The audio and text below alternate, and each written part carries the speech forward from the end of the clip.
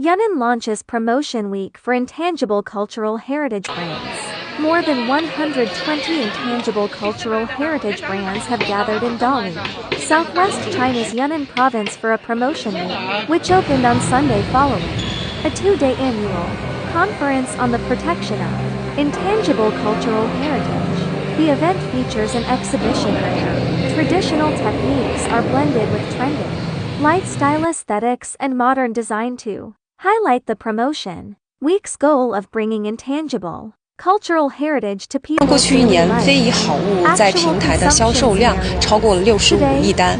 像宜兴紫砂、鹤庆银器、莆田木雕这样的非遗好物已经走到了千家万户。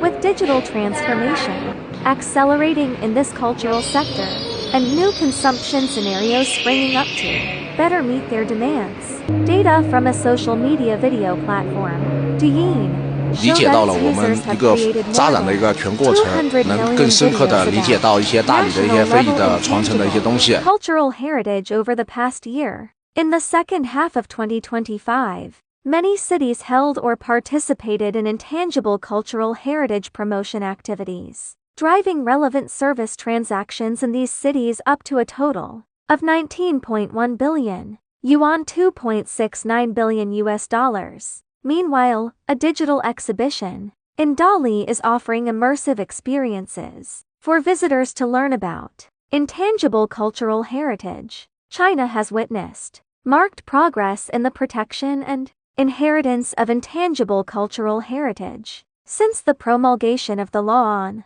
intangible cultural heritage in 2011, boasting nearly 870,000 intangible cultural heritage items, according to a report released last November.